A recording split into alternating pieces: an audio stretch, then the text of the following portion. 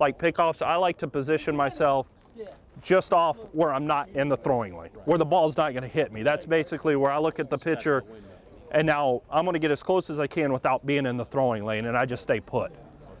Some guys like to start off the line, and then once it goes, they come back to the line.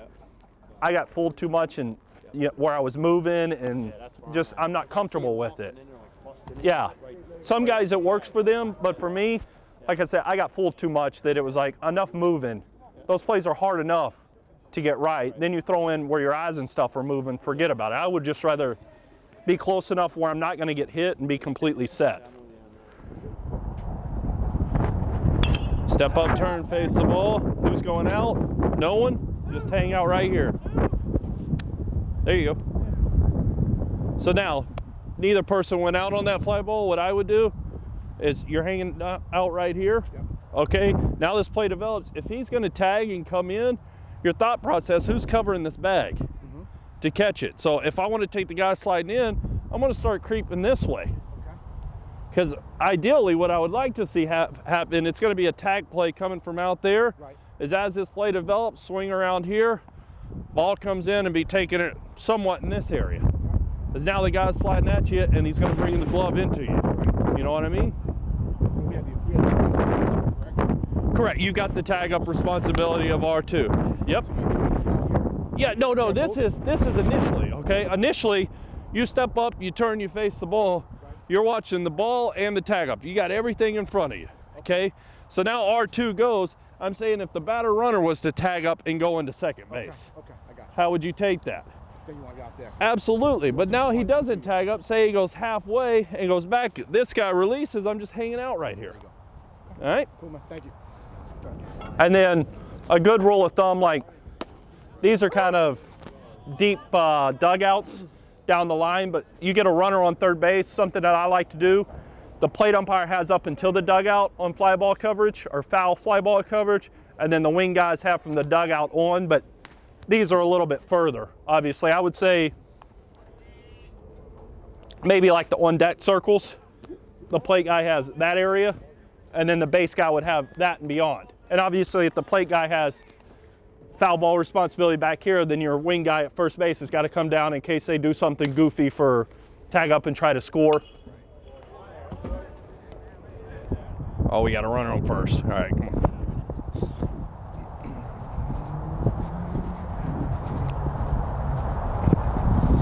So get right about, scoot up, right there.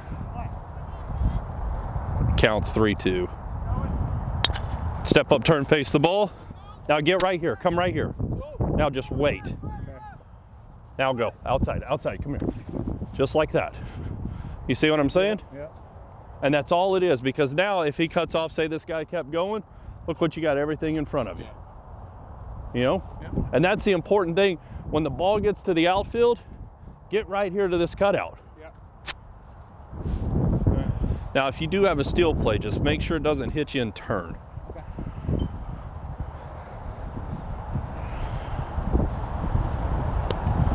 And I'll tell you another thing, especially with the left-handed guy right now, my thought process is I'm going to focus in on his feet. As lefties usually have two quick moves, the step and throw or the step off and throw. Okay. You see what I'm saying? Because now he steps off and throws it out of play. That's a different base award. Right? Versus if he's on the rubber and throws it out of play. Absolutely. So at second base, that's really what I'm focusing on right here. Just what is his feet doing? Okay. Step up, turn, face the ball. Who's going out?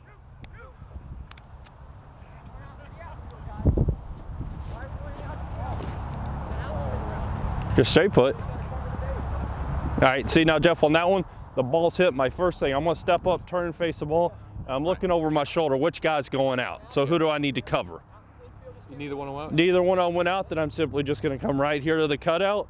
Now the throw comes in. I'd loop around and keep everything in front of me. All right? Back here now. And the other big thing, like with the catch, no catch responsibilities, I always try to stay inside of the second baseman, or when you're working on that side, inside of the shortstop, because what you don't want to have happen is, say, like the second base, you're my second baseman, and I'm working off of this one. Now you dive this way for a line drive. Now I've got to pass that catch, no catch to the third base guy, who's looking all the way across, where if I simply start here, now the worst case, you dive that way, my first base guy's got a lot better look at it. You know? Okay, now if it's a bad throw, or it's something that comes to the outside this way, I'm gonna work my way back in here.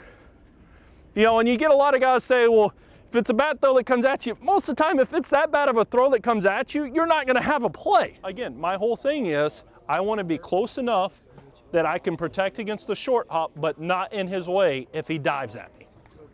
It's the same thing with the starting position when they're back, but. Just heard something different, that's why I asked. No, but here's my thing, if you're in the middle of the infield, what am I protecting against? Those few feet ain't helping. Exactly. It'll hurt you because that line's wide. Exactly. Take your priorities. What knotty problem can happen first? You know? But for me, like when the throw would come over, I'd find myself, you know, just thinking the ball's going to get by and hit me. And or the problem is you get a guy with a good move. There was a couple times I got fooled to where I'm moving back toward the line and there's a pickoff and you're moving. And the other thing I didn't like about it is you start off and you move back toward the line, and now there's a pickoff that comes, a snap throw from the catcher, and now you're having to work back. I would much rather just be set, and now my only movement's maybe a crossover step and a lean than, but it's all personal preference. I mean, what works for, like you said, Wolfie does that, and it works for him. For me, he gets so much stuff. He gets so much. Oh yeah. I mean, he's exaggerated. Yeah. Of everybody who does it. I think he's got me slightly in athleticism. Never be more than a brisk walk or a light jog getting into your positions. If you're doing everything the right way. If you're having to sprint around, you're starting too far away or you're reacting late. But if you're working it the right way, it should never be more than a brisk walk or a light jog circling whichever way you're going to go. Just make sure the ball doesn't hit you and turn, get set. How great of a look was that? Perfect. That's all you got to do. And that's your thought process. Ball's coming, just don't hit me and turn. You know, and now you're looking right at it. One out, there you go. The tough one is when they straddle the bag and just drop the tag here, which is why anytime you have a tag play, I think you got to stay a lot closer than a force play, because your adjustments, you don't have to take as many steps to cover as much ground. You don't want to get too close where it blows up on you, but you want to be close enough to where one step is a big adjustment. Versus if you're several feet back, now that's 4 or 5 steps to get that same angle. And then anything to center field, what I like to do is we teach our younger guys, come all the way in the middle to where you've got the ball bag and you. I think you guys are a lot more advanced from what I've been talking to the guys. I would say come around to like the inside corner of the bag facing home plate, be right off of that to where that inside point of the bag is just to my right. And the reason for that is no matter where the throw is, I can't get in trouble. If the throw comes at me, I simply move inside and it's easy. But what I don't like, if guys that come all the way into the cutout, a throw to center field, if he reaches for it and brings it back, now you're putting a runner between you and the tag. See what I'm saying? So if you're off of that point, he goes to reach for it. Another thing with tag plays, anytime they go to reach for the ball, chase them. And that sounds crazy, but like if you're my shortstop, okay, ball's coming from center field and you go out to center field to retrieve the ball, now stop, and you're gonna bring a tag back.